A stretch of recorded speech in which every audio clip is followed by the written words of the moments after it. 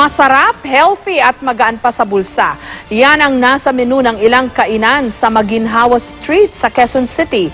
Sa kabilang dako naman ng syudad, matatagpuan ang isang lugar kung saan pwedeng isabay ang pagkain sa pagpipinta. Live mula sa Quezon City, may report si Lala Roque. Lala? Jessica, weekend na naman kaya tayo naghanap ng ilang lugar na pwedeng puntahan ng mga magkakabarkada at pamilya. Kagaya na lamang dito sa Nuesca Cafe kung saan natsyempohan natin itong mga magkakabarkada na ito na matapos daw ang isang linggong trabaho, dito nagtungo para sa masarap na pagkain, masarap na kwentuhan, tawanan, sabayan pa yan ng malamig na simoy ng hangin. Pag malamig ang panahon, masarap kumain. Dito sa Maginhawa Street sa Quezon City, natagpuan namin ang restaurant na masarap ng tambayan, healthy at authentic Filipino food pa ang hinahain. Dito sa restaurant na ito, lahat daw organic. Ultimo itong kanin, organic din. At ilan sa nilang specialty, itong bulalo, sisig at pininyahang manok. Dahil malamig, unahin natin itong bulalo, mainit at sabaw.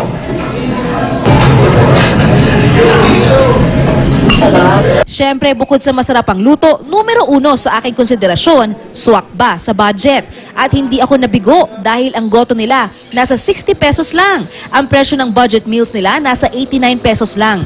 Ang pangpamilyang order naglalaro sa 195 hanggang 500 pesos. Ayon sa may-ari ng restaurant, mas napababa daw nila ang presyo dahil direktang galing sa kanilang farm ang kanilang mga ingredients. We don't use shortcuts. Naghahanap kasi na ako ng healthy food. Yung healthy food hindi mo talaga makita. So, nag-research ako talaga ng paano gagawin. So, I went to organic. Gusto namin kumain ng healthy food. Kaya napili namin dito. Kahit busog na busog ka rito, pero hindi ka natatakot dahil you've eaten something healthy. Pero kung kakaibang trip naman ang hanap nyo, bakit hindi subukan ang uminom at kumain habang nagpe-painting? Dito sa may Capitol Hill sa Quezon City, natagpuan namin ang kakaibang lugar na ito. Susubukan ko ngayong mag-paint. Sabi nila, kayang-kaya daw itong gawin mula 5 taong gulang na bata hanggang sa nakakatanda. Kaya ito na, naka-set up na yung ating gagamitin.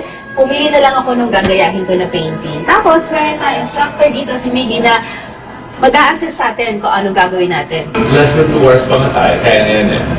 Kahit first timer. Okay, let's go! Aba, maya-maya pa marami na akong kasabayang nagpipinta.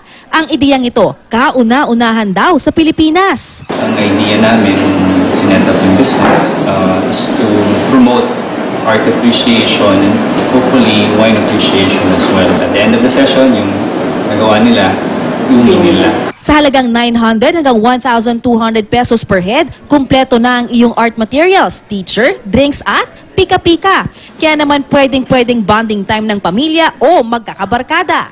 Para ma-chase naman yung puro computer, puro gadget na lang. Pag nagpipinta ka, parang na-express mo talaga yung pagkatao mo. You like painting? Aba, oo nga naman dahil pati ako nag-ala Van Gogh ang pakiramdam. Ito na, aking obra! Pwede ko nang iuwi ito sa bahay. Jessica, ika nga kanya-kanya namang trip yan. Pero kung ano man ang inyong piliin na puntahan, ang importante, tayo'y ma-recharge para meron tayong sapat na enerhiya uli para sa susunod namang mga pagsubok. Jessica? Aba, akalain mo na-discover mo lalang iyong inner artist. Oo nga, meron pala akong talent sa pagpinta. Ang saya. Marami mo, Jessica, sabi nila, kahit sino, ika nga ni Van Gogh, kahit sino, pwedeng mag-paint. At beauty Jessica. is in the eye of the beholder. Pero ako, nakikita ko yung beauty dun sa yung ginawa, ha? Tama. Maraming salamat sa'yo, Lala Roque. Happy weekend. Salamat!